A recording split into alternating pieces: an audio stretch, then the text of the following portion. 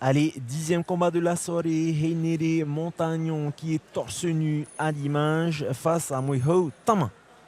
Yes. Donc là, ce sera plus facile de les directement distinguer. Le respect, on peut voir le respect donc, du coin rouge et du coin bleu. Et comme tu dis, ça va être plus facile de les distinguer. Avec le petit check dès le début du combat, s'ils le veulent. Top, c'est parti, premier round. Voilà, petit check. Tout de suite. Oh! Ça a été tout de suite là, un peu pris par surprise. C'est comme ça. En tout cas, ça part sur les chapeaux de roue. Tama, non, c'est Montagnon qui a mis son adversaire au sol. Montagnon qui est au-dessus là pour l'instant. En demi-garde. Qui justement a emmené son adversaire au sol. Il y a une jambe qui est prise, qui l'empêche justement d'aller en montagne. Après, il tient quand même le contrôle de son adversaire contre le grillage. C'est ça. Donc là, on voit Montagnon qui a directement mis l'accent sur le début des échanges hein, avec un 1-2 et un coup de pied qui est parti par derrière. Et donc tout de suite, Tama qui a riposté. Et donc là, on a position en demi-garde de M. Montagnon qui est au-dessus. Et donc Tama qui essaie de sortir de la position. Montagnon qui a récupéré la guillotine. Ah, sortie de la guillotine. Je crois qu'il se prépare pour faire du grab and pound. Ouais, Montagnon qui a une bonne position de grab and pound là, qui stabilise, contrôle bien son adversaire avec son genou 10 secondes gauche. Avant la fin du time. Ah, pour l'instant, il s'est levé. Ok, il est complètement debout là. On est en phase debout-sol. Ok, time, premier round. Ça me rappelle un peu les positions de combat de l'UFC où on voyait nos spécialistes du jiu-jitsu brésilien comme Rose Gracie qui se mettaient directement au sol, sur le dos, pour combattre les autres combattants qui, eux, étaient debout. Un peu la période des débuts du Pride ou de l'UFC. Voilà, on peut voir ces super images de notre équipe de production hein, avec TNTV qui est là. Super replay avec une guillotine là.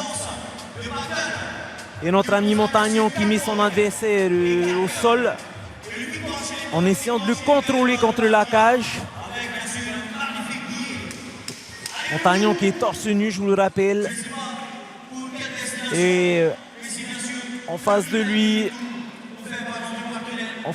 on a Tama Moiho qui est entraîné par Monsieur Watanabe. Allez, deuxième round. On vous le rappelle, dans cette configuration de striking, on reste à 3 rounds d'1 minute 30.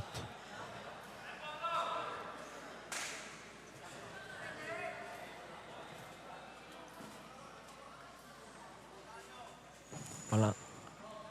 On va s'économiser, frapper que pour être précis. Donc Montagnon hein, qui essaie d'amener des low kicks hein, puissants et Tama hein, qui essaie justement de contrer, de rester plus basique hein, sur la défense pour pouvoir justement contre-attaquer.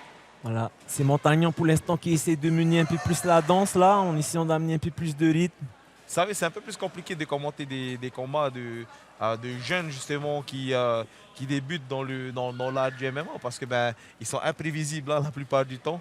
Et donc, pour moi, je pense que ce sont des combattants qui sont assez dangereux parce que c'est pas des styles académiques qu'ils ont en face. Quoi. On ne peut pas lire leur jeu. C'est assez compliqué de lire leur jeu. Donc là, un cadrage de Montagnon face à Tama 1. Donc Tama qui fait quelques feintes hein, pour justement pouvoir sortir de ses positions. Oh, il y a eu 2-3 combinaisons là et ça repart encore en anglais. Tout de suite, ça va en takedown là. Ouais, Tama qui essaie de faire la différence au takedown.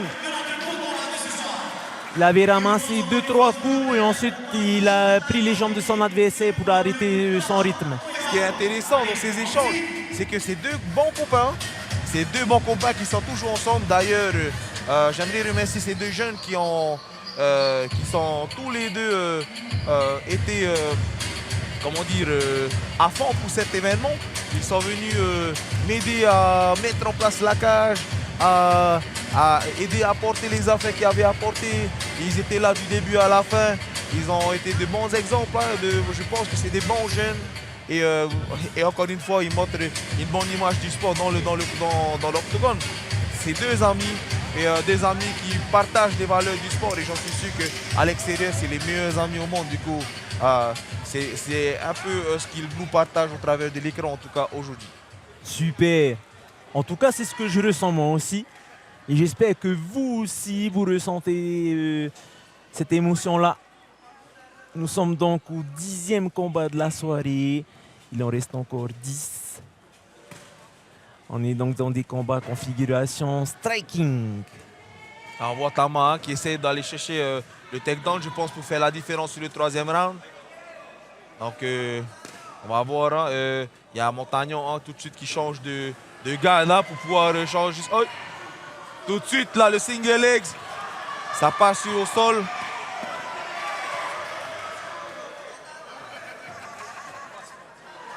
Montagnon qui s'est fait contre-attaquer, contrer justement sur son amené au sol. Oui, il est au grand pas, il faut faire attention là. Ça va être limite, on le sait, hein, au bout de certains coups. Bien placé. Bien placé, on ne peut plus riposter. On arrête complètement le combat.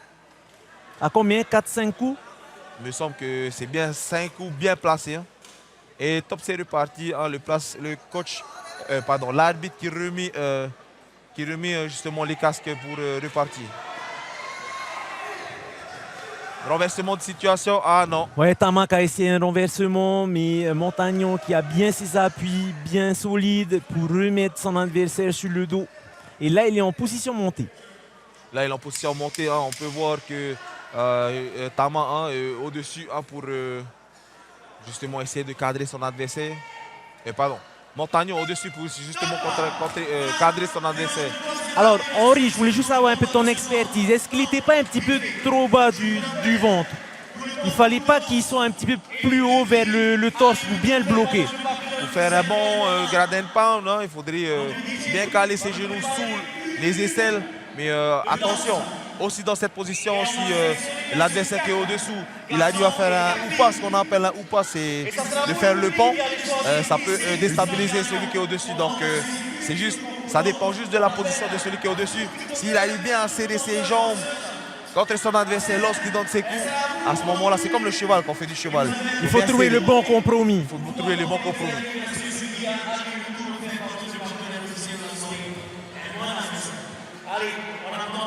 Donc ce 10e combat qui vient de se terminer, hein, entre Henere Montagnon et Moiho Tama chez les moins de 66 kilos. Et dans quelques instants, on va entendre la décision. Attention. Voilà, c'est bien Henere Montagnon qui est déclaré vainqueur de ce combat. Respect aussi à son adversaire qui a vraiment donné une belle image du MMA avec de bons aspects techniques. Respect.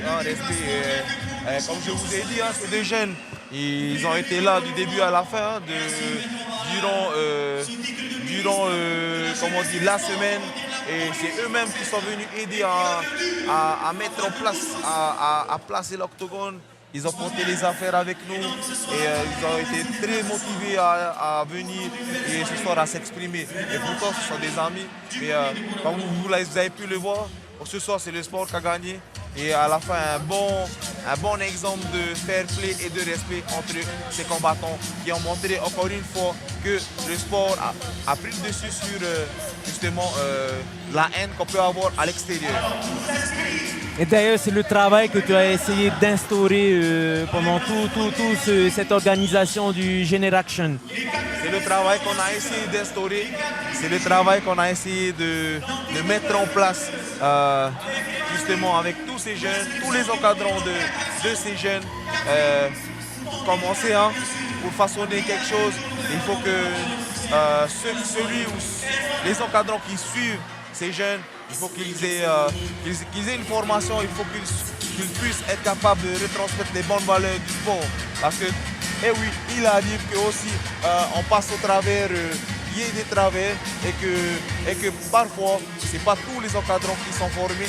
Et justement, en venant ici, c'était de pouvoir partager mon expérience avec ces encadrants, avec les jeunes, avec toute la population de Bora Bora. Et j'espère que vous êtes contents, la population de Bora Bora.